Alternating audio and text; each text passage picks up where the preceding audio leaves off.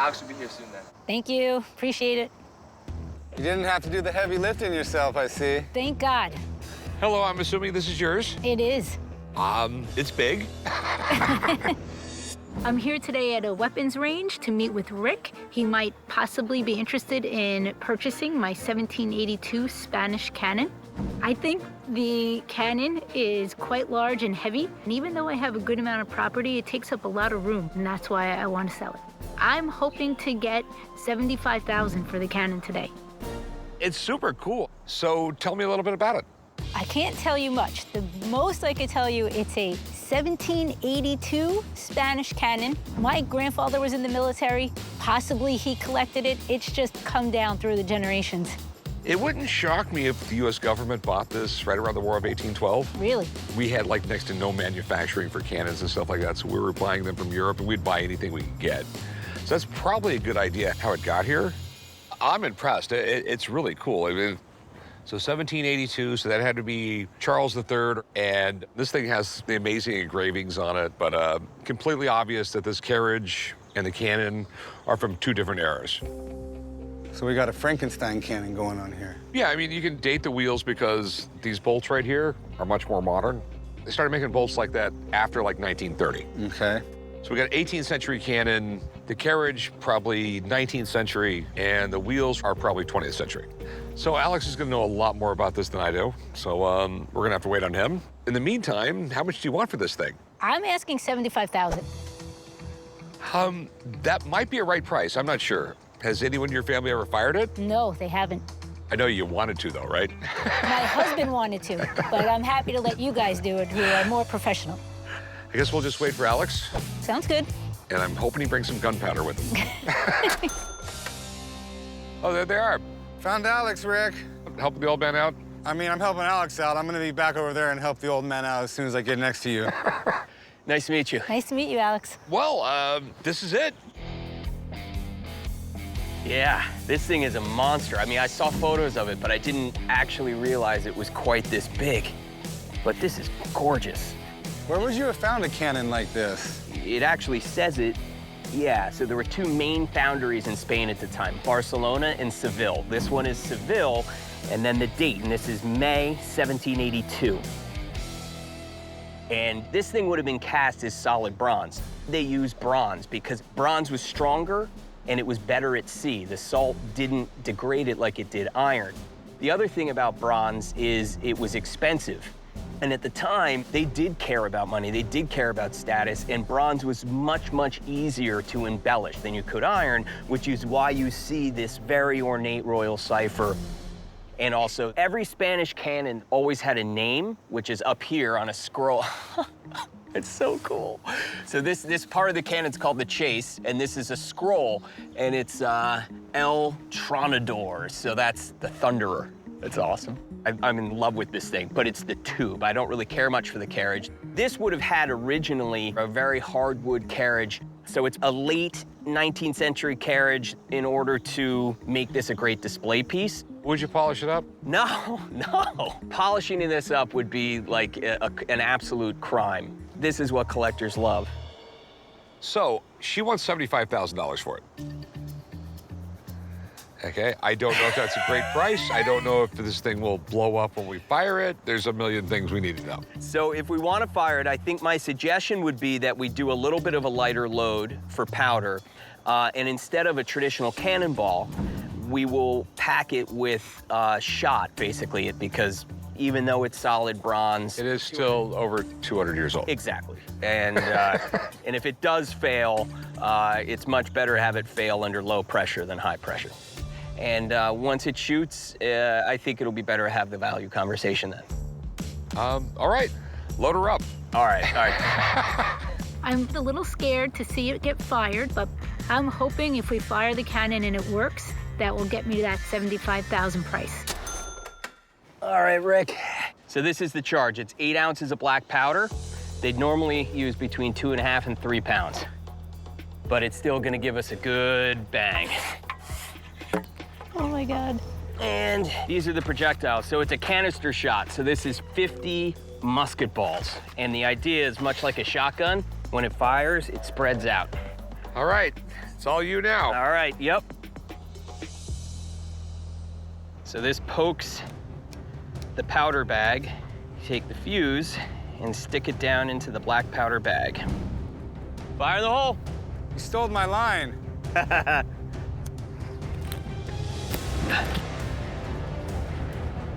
Everybody step back once. Yeah. Don't get scared now, Rick.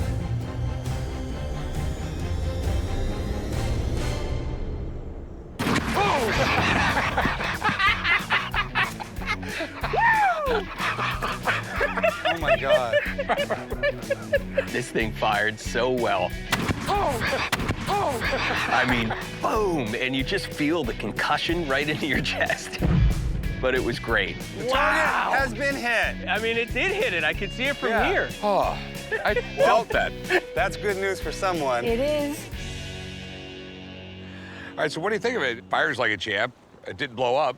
I thought it fired great. I love this cannon. It's got great history, beautiful markings, and it fires, and it's great to look at. So if we're just talking about the tube as far as value, so I think every day of the week it's $40,000. The carriage, if you were to build that today, it would cost you at least $5,000, maybe $10,000. So as a pair, I think $50,000 is fair. Okay, thanks, man. All right. Appreciate it. See you guys. Thank you. Bye. All right, Still a lot of money for a cannon. let me take it off your hands for $35,000. That way your husband won't try it out and blow himself up. I appreciate that, but no. No 35. We could do better. What would that number be? 45. I'll tell you what, I'll do 42,000. Not a penny more. There's a lot of expenses in selling a cannon. Number one is shipping. So 42, and you'll take this off my property, and I'll never see it again. I will get a truck to come here and pick it up. It'll never be on your property again. Deal. Okay. I'll go get Alex. You figure out where you're gonna get $42,000 from. I was really targeting 75,000, but to get this off my property, 42,000 really fires me up.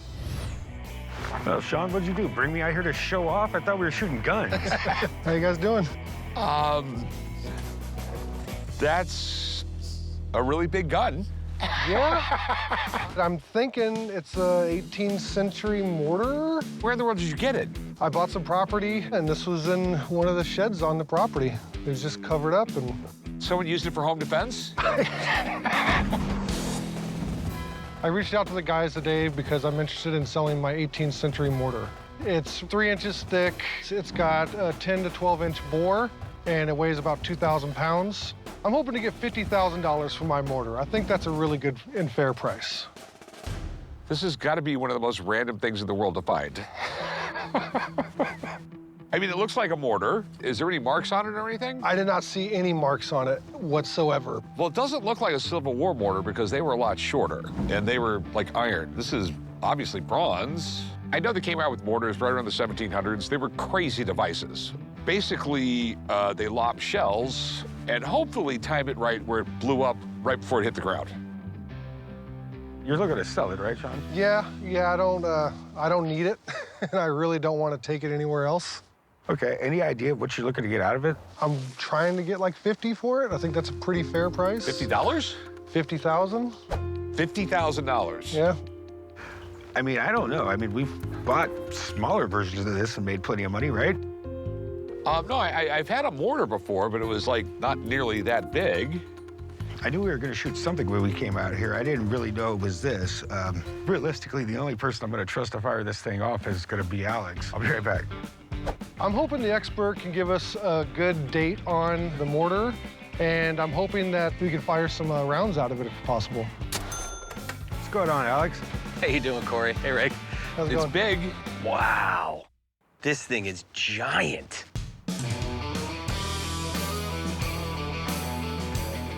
So we're guessing it's a mortar? Well, technically, it's called a howitzer, but it looks like a mortar. It's short, fat. The difference between a mortar and a howitzer are that the trunnions are the arms. On a howitzer, they're in the middle. On a mortar, they're at the very bottom. The idea behind these is that you would take iron cannonballs that are hollow, fill those with black powder. They had their own fuse and timing. You would then load it in here, the thing would shoot, and when the exploding cannonball got towards the earth, they would try to time it so it would explode just before it hit, so it would do the maximum amount of damage. Can I check it out? Yeah, go ahead, be my guest. It's made of solid bronze. I mean, this thing's gotta be a couple thousand pounds. I think it's from about 1800. And the way in which it's cast, this is very European in design, possibly in England, possibly in Scandinavia, maybe Denmark. Are there any markings at all? I have not seen any markings on it. Nothing. Nope. So that's pretty odd, actually. On something of this quality, whoever made this would have put some type of identification on it. So really the only reason that it wouldn't be marked is that it was stolen. Ordnance from the 18th and 19th century typically was marked, but it's understandable if it was a spoil of war. If countries lost a ship or they were defeated in battle, privateers and weapons dealers, if they didn't want anyone to trace the origin of something, they would remove markings as well. Okay, is it fireable? Looking at it, these are simple devices, right? You have the chamber, powder chamber, and a touch hole. And this thing is massive. There's nothing about this that I look at that says it's not safe to fire. I could launch a bowling ball a couple hundred yards. Okay, well, that sounds good to me. So we're gonna blow something up. Yeah. I know where I can buy some bowling balls. Okay, Meet you back here in like 3 hours? sounds good. All right, see you for the explosion, guys. All right. Perfect. All right, so I'm going to use a pound of black powder.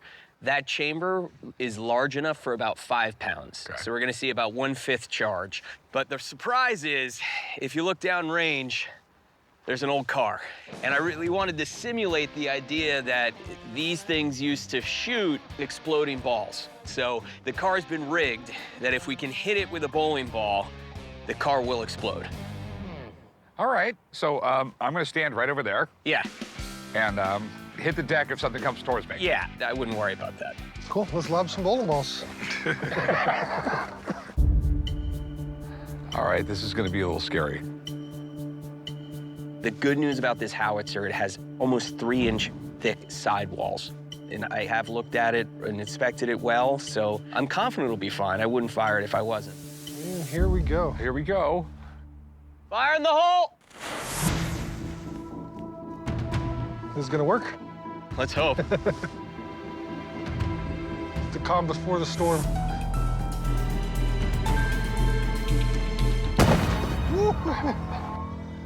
Come on. Oh!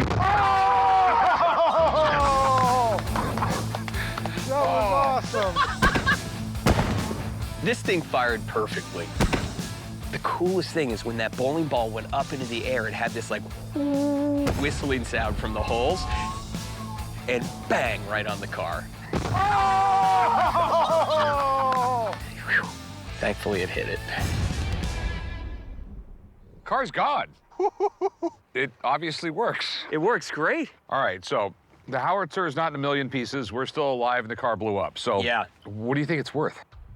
Well, you have the added functionality of it. I think at auction, I've seen pieces like this sell for up to $50,000. All right. Good luck. Thanks a lot. Thanks. That was fun. Appreciate it, Alex. All right. I'm not gonna give you 50 if that's what they go for at auction. I understand. Okay. I understand. Let me give you 25 grand for it. Literally, to move it around, you need a forklift. I mean, there's a lot of expenses with buying it and trying to sell it. And just remember, you're gonna have to run a forklift to take it home. Yeah. 35. We got a deal? I'll go 32 grand. Nah, I'm firm at 35. I wouldn't mind shooting it off like 4 or 5 more times before I sold it anyway, so I think I'm just gonna keep it for now. All right, if you change your mind, let me know. All right, sounds good, guys. Thanks. I should have recorded that, man. You jumped like you were a scared little girl. There was a giant bomb that went off. So this is cool. What do we got here?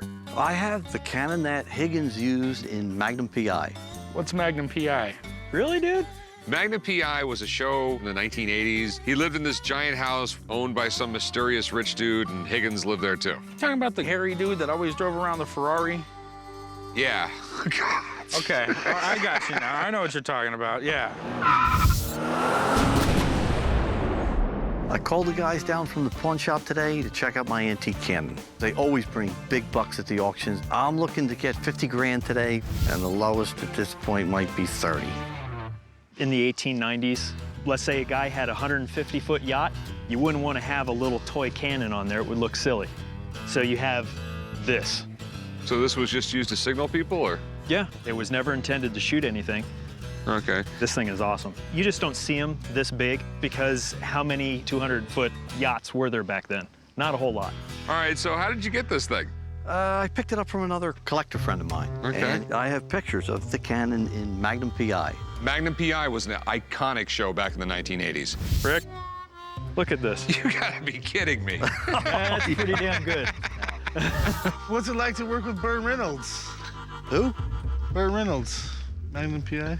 I'm not Higgins. And that was Tom Selleck. This is really unusual. I love antique guns that were used in TV shows, and Magnum PI was huge in the 80s. But even if collectors don't care about the TV angle, they'll love this cannon. It was originally a muzzle loader, and Strong cut their breech on it and put it on their carriage. If this is a Strong, they are the #1 as far as collectability for this type of a cannon. So we got like the Cadillac of cannons here, right? The Cadillac. Yeah, I would say so. Do you mind if my buddy Sean checks it out? Anything old arms, old armor, anything like that, he knows. Sure. Okay. It's just a couple things that I need to look at. Things can really go wrong with a piece like this. So Sean really needs to check it out, just to make sure this thing isn't too good to be true. This is the marking you want to see. Strong Manufacturing, New Haven, Connecticut, USA. It's kind of rubbed out, but right in between this arc and the bottom is a Federal Eagle stamp, which is synonymous with that marking. So did they just put this apparatus on the back of it, or did they do anything else to the cannon? Chances are they probably would have sleeved the interior just for added strength. This is a nice quality piece. It's rare because of the size, and very, very collectible because of the Strong conversion. Okay, so what do you think it's worth? Minimum 20,000, maybe to 40,000. The other part of it is it has provenance from being on television shows. That adds a premium, but the only place to really maximize is an auction because of the exposure. All you need are 2 people that want this item bad enough, and even if, let's say, the auction estimate is 20 to 40, Yeah. they may take it to 80 or 100. Yeah. You know, you just never know. Yeah. All right, so after hearing all that, how much you want for it? I'll tell you what. Let's breech load it up, fire it off, and then we'll talk. Sounds good to me. All right, let's shoot it real quick. It'll be fun. When he was saying $20,000 to $40,000, it was a low estimate. If I haven't sold these guys on this cannon yet, wait till they see it after we fire it. Okay, guys, we gonna fire this thing? Let's do it. All right, load her up. Let's keep a good distance, and I don't want anybody standing directly behind the breech. If this thing were to come off, it's gonna come off straight. Being now over 100 years old, that's going to be the weakest point. All right, let's do it. Do it up, Higgins.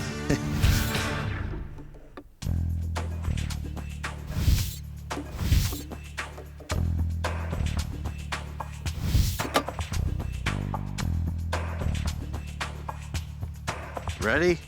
5, 4, 3, 2, 1.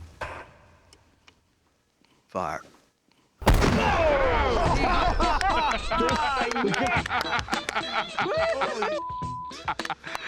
I knew that was going to be a good one.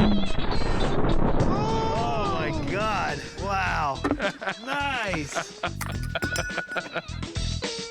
Unbelievable how loud this thing is. I want this cannon. That was really nice. That was really cool, but let's talk some money. How much you want for it? Can we start at 60,000? You can start anywhere you want. Magnum PI is cool, but if you want cash now, 12 grand is what I'd pay you for it. Wow. You know, That's pretty light. How about you get me closer to 40? I look at it, if I pay you cash, I take all the risk, I bring it to auction. Yeah. What I get is what I get. Yep. It is one of a kind. It's rare. There'll never be anything like it again. But I have to look at it from a financial point of view, and I'll tell you what, I'll give you 15 grand. I'm willing to come down to 35, and that's my minimum.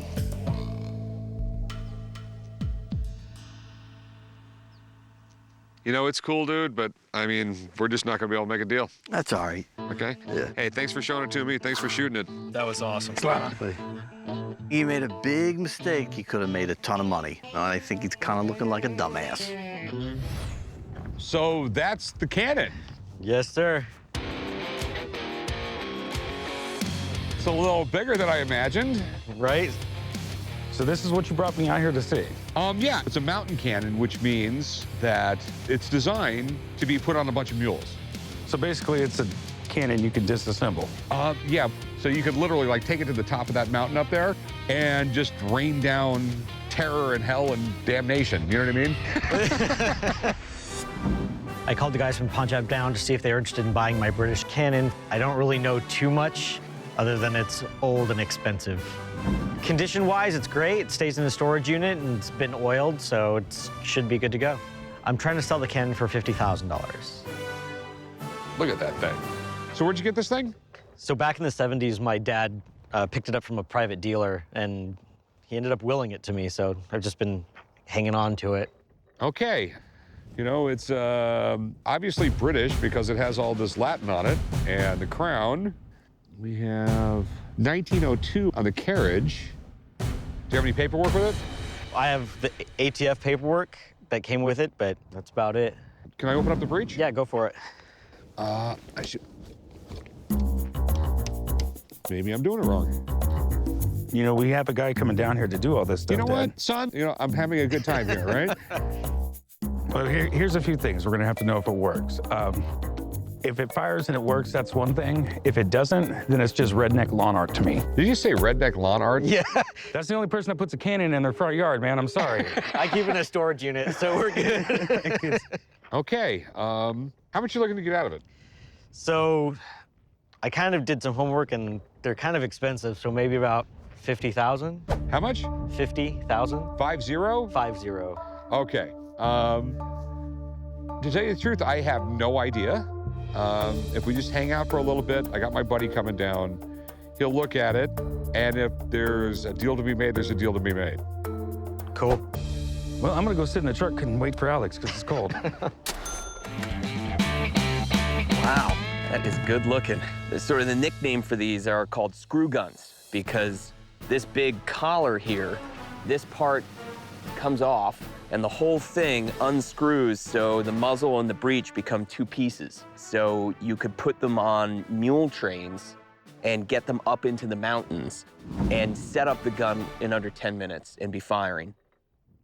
Now these are really rare. Fewer than 200 of these were made. They had a very short window, about 1901, 1902, and then they were obsolete because this whole system back here is friction primed, which was an archaic way of making this gun fire that developed in 1863. But, I mean, this is a beautiful, beautifully maintained cannon. Here is the original data plate. So, yeah, it is dated 1902. So, the way the law is in the United States, if it's made after 1898, typically a cannon would be considered an explosive device and would be regulated.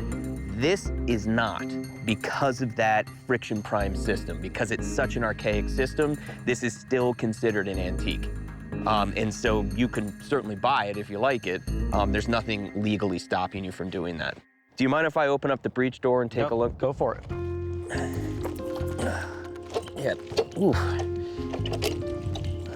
Oh, look at that. I mean, the board's really nice. It's maintained well. There is pitting, but you can still see all the lands and grooves quite crisply. I don't see any reason why we couldn't fire it if you're up for it. Let's do it. I'm down. I'd love to shoot it. Yeah, I think it would be really fun. And if you want to sell this, you need to show collectors that it can fire because these things are really fun to shoot. Let's do it. All right. I'll go back to my shop and start getting ready. You grab some stuff for it. We'll go have lunch. Meet you back here in 2 hours. Sounds good to me. All right. I'm hoping it's gonna fire. It's maintained well, so we'll see how it goes. So we're gonna fire this thing? We are gonna fire it. I got supplies for it, and I even found this old antique shell, which has an original copper ring on it. And the copper ring is softer than the rifling inside the barrel, and it'll spin it better, so it's more accurate. To that end, I set up an old wine barrel, and I put some special stuff inside, so if I hit it, you'll get to see what's in there. Okay, so load the thing up. I can't wait. All right. So the targets today are wooden wine barrels, and I have rigged them with explosives, and I haven't really told the guys that. So if we hit it, if I'm accurate with this thing, it's gonna go boom. So I put the projectile in. Now, I made some powder packs. This is filled with black powder. I'm gonna close the breech. Okay, this is a friction primer. This is exactly what they would have used in 1902. And they would have done this exact process with a lanyard. All right, it's loaded. Okay, so at this point, it'll shoot or blow up, right? Exactly.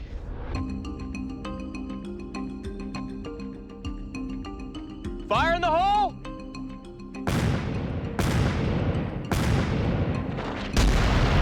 Yeah! Oh my God! What? That was Whoa! awesome. We got bricks right there. Oh my God. Oh, man. That was awesome. Boy, we got like 15, 20, yeah. This, We had at least 20 feet, Rick. That was safe. well, it works.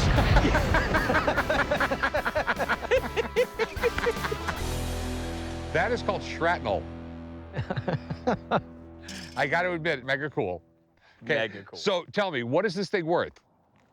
I think in this condition, doing what it can do and how beautifully restored it is, anywhere 35, 40,000. Okay. So will you take 20 grand for it? Oh. Can you do 25? Yes, absolutely. We could do 25. He let us blow something up with his cannon. Give the guy the 25, man. Okay, 25 grand. All right, man. Can we blow up one more thing? As long as I get to pull the trigger. Well, you guys don't know if we have another barrel. I know you, and I know we do. We absolutely do.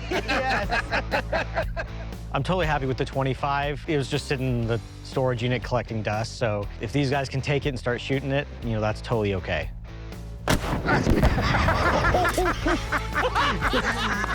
am a warrior. Thanks so much for selling me this thing, No man. worries, buddy. Thank you. That was Thanks, great. Alex. This is great. You're welcome. I'm gonna take the money from the sale and just put it into savings and hang on to it. This is gonna be a good time right here. Where in the world did you get this? Actually, I built it. You built it? What the hell do you shoot out of this thing? Bowling balls.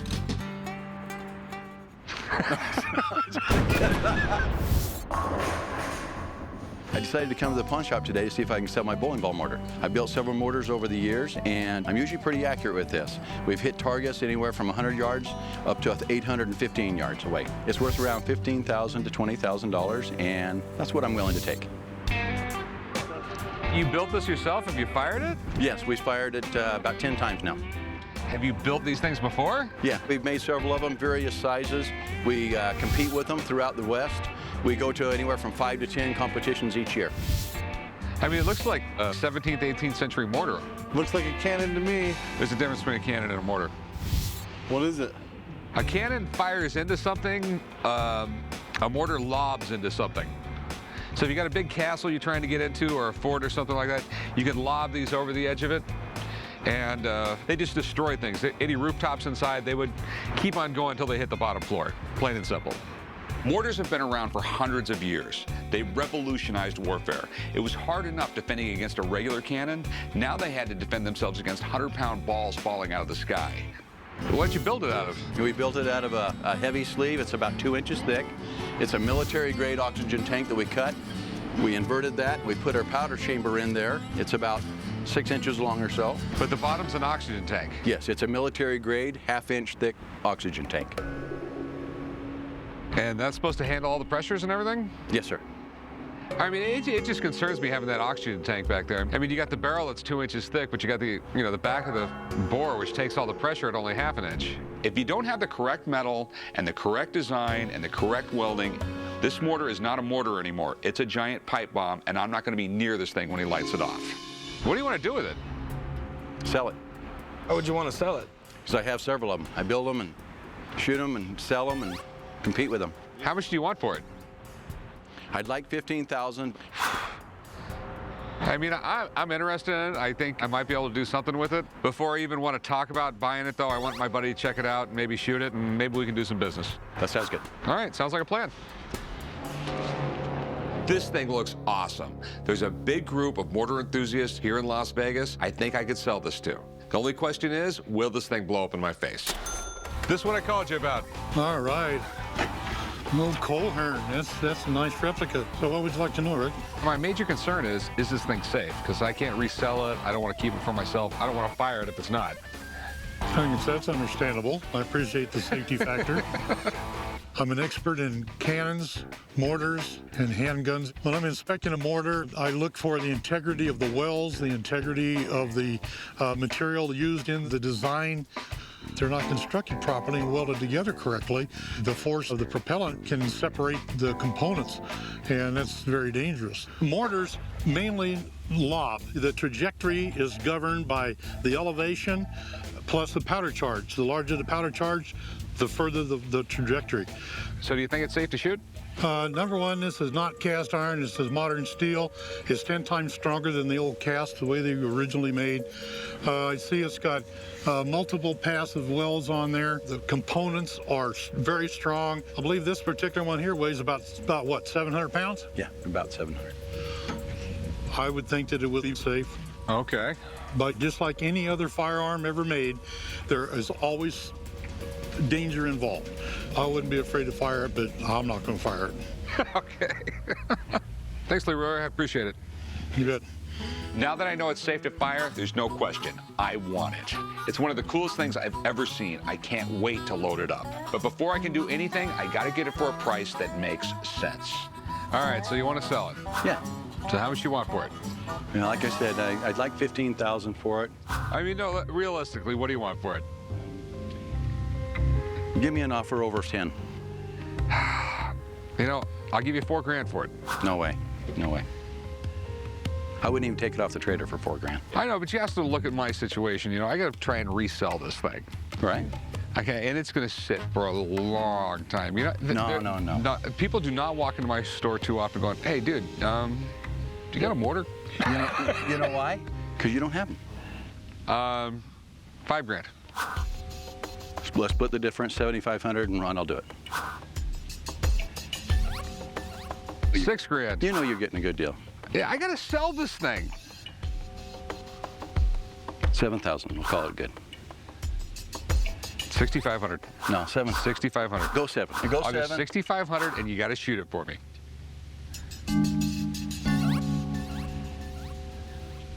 All right, you got me. $6,500, that's the deal. That's if it fires safely and doesn't blow up. Sounds good. Okay. All right. Corey, chum, unload this thing. I've wanted to see this thing fire from the moment I saw it. And after he's done setting it up and prepping it, it's showtime. Now, one real important thing is we don't stand in front of this because their powder's already in there, it's fused, it's ready to go. Just drop it in and you're ready to rip. Okay, if this thing fires and don't blow up, $6,500. Sounds great. Let's do it. All right. Chum, ready to light it? Let's do this. Do it. I sure hope Chum doesn't screw this up. Last thing I want is another workman's comp claim.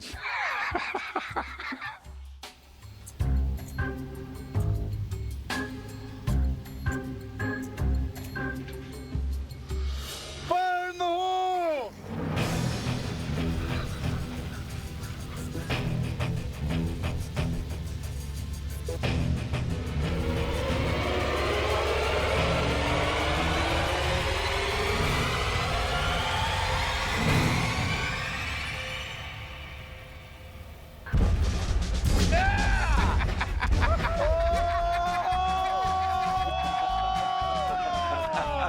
This thing exceeded all expectations. It's awesome. I can't wait to show it to the old man. You got a deal, man. Thank you so much. That was great. All right. Yeah! All right.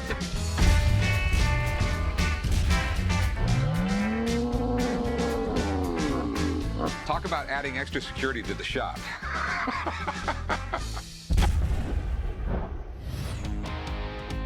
You must be Warren. Yes, sir, I am. I'm Rick.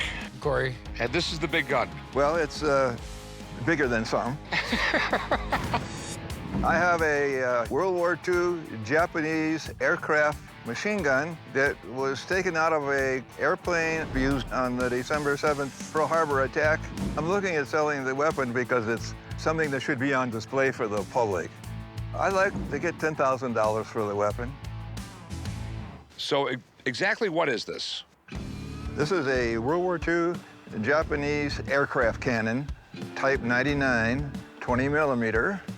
And this was bolted on a Japanese Zero? In the wing of a Japanese Zero. During the attack on Pearl Harbor, this was in a plane that made a crash landing at Hospital Point, right at the entrance to Pearl Harbor. A young man who was about 9 at that time asked his dad to drag this into the house for him. A 9-year-old boy got his dad to drag it out of the harbor? That's correct. My dad never would have let me have anything like this at 9 years old. Where in the world did you find something like this? In 1971, when I was building a U.S. Army museum in Hawaii, I asked him if I could acquire it for the museum, and I've had it ever since. It's super cool. How many Zeros were shot down? Only about 6 or 7, out of 360 maybe. And I imagine most of those weren't recoverable anyway, right? That's correct, sir. And it's in great shape. Doesn't even look like there's any restoration done. No, this was the way it was taken out of the plane. It's got some serious history to it. And you're looking to sell it? If you make me a reasonable offer. How much did you want for it? Rick, I want $10,000 for it. All right, so Ron's playing in a tank or something around here. I don't know exactly where he's at, but let me go find Ron and be right back. Okay. That is really, I mean, like, from Pearl Harbor, from a Japanese Zero, that's absolutely amazing. So, Ron, you ever seen one of these before? I've seen something similar that was German, but nothing from Japanese, and especially something from Pearl Harbor. Probably not more than a handful of these that still exist. No, not even a handful. I've looked around for him before when he brought it in, and I was impressed, the condition, the history on it. Yeah, I think it's amazing. So what do you know about it? We looked up through the tax paperwork, and the story checks out. It's got the Japanese markings, the dates, codes, everything matches in what he says it is.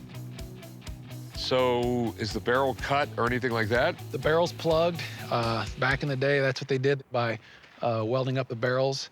And again, the ammunition's just not available for it, so it's not something you can turn around and fire. It's completely for display? Yes, sir, for display only. I mean, is it collectible? Is it something somebody's gonna buy? I mean, I hate to downplay it, but it looks like I'm looking at an inert paperweight. No, I hear what you're saying, but the fact is that it's from Pearl Harbor, and that people do collect this stuff, and I think it has a higher value that it doesn't function. In my opinion, increases the value because anybody can buy it where it's not restricted. So what do you think it's worth? In the condition it's in, the completeness, I would value it about $20,000. Okay, I see that. Okay, I'll let you guys negotiate here, but I got something really cool and exciting up on the top of the mountain for you. So when you guys are done, meet me up on top, okay? Is it gonna be really loud? Really loud. Will you take $12,000 for it? No, now that I know it's worth 20, my bottom all-counter offer is $15,000. You take $14,000? No, Rick, that's my very bottom, $15,000. Well, I guess I'll pay you $15,000 then. Thank you. We have a deal. We got a deal. So if you can get Ron to help you out get this down to the pawn shop, we'll do some paperwork, I'll get you paid. Okay. All right, I'll see you today or tomorrow. Cool. Wonder what Ron has for us to shoot. I have no idea. It's always something fun, man. Something fun and loud. So this looks interesting. Hey, Ron. Hey, Rick. So what is this jewel? It's a M61A1 Vulcan. It's a 20mm autocannon. Okay, so it's a 20mm cannon too? Yes, sir. Except this one's a lot faster and it works. This thing isn't for sale, right? No. You want to get up on top? Take it for a spin. Just get up there and press the button, right? It's all you have to do. It's real easy. Climb on up and these boys will get you squared away. All right.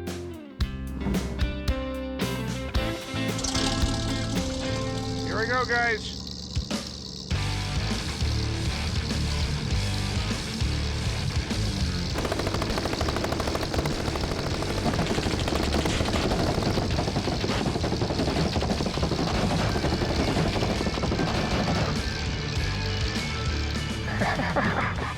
That was really cool. Really short, though.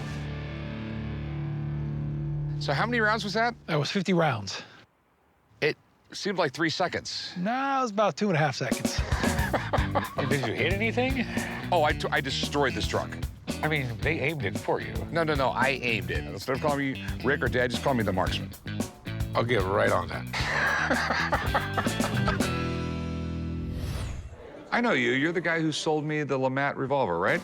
Yeah, I was in here before. Last time this guy came in, he brought in one of the rarest Civil War pistols there is, and I bought it for 10 G's. So I can't wait to see what he's trying to unload this time. I brought in a solid bronze cannon. I know that it's old and apparently European. It's just time to move it on and buy something else. That's what I do. I came down to the pawn shop today with an old cannon barrel. It's an item in my collection I've had a little while, and it's just time to move it on. I was hoping to get $2,500 to $3,000. Where did you get this? I picked this up at an auction. You know when it was made? Don't know anything about that. Okay. It's got a date on it right here. And I don't know Roman numerals, so Okay. you're gonna have to tell me. 1517. Sounds pretty old to me. Yeah, there's cannons as early as like 900 AD in China. Since the Chinese invented gunpowder, they definitely had a head start on the rest of the world when it came to producing cannons. The first European cannons came out right around 200 years after the Chinese first had them. This is a very small cannon. It's definitely portable. I'm pretty sure this was from a ship. So you could swivel it up and down, swivel it side to side. Basically load it, point it, fire it. I do have a lot of concerns with it, though. Okay, like what? This date's suspicious. You don't see dates on cannons like this. And these trunnions, there is zero wear on them. So if this was on a ship, there would be some wear. Let me get someone to look at it, knows a little bit more than I do. All right, we'll do it. I'm smart enough to realize that I don't know everything about everything. Some of the points he made sense to me, so we'll see what his expert says. Hey, Mark, how's it going? It's going well. So what have we got today? You tell me. The guys normally call me down here if they have an historical artifact that they want a little bit more history on. Given that it's in bronze, it would have been a naval cannon. The symbol here looks to be Spanish. The Spanish had a lot of need for cannon because they were in Mexico, they were in South America. They were noted for a lot of their early cannon. Cannons in the early days were important parts of your defense and your offensive capability as a country. So what concerns do you have about the piece? Is it real? One of the things you want to look at is what is the thickness at this end? If this is very thin, this was never used. Do you have something that we can check the length of the bore? Yeah.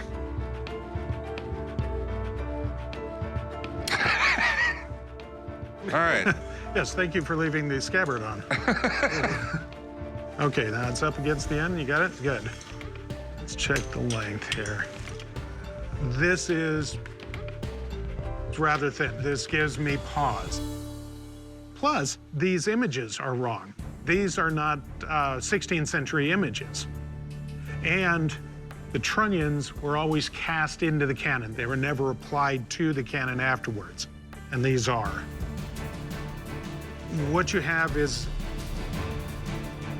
a reproduction.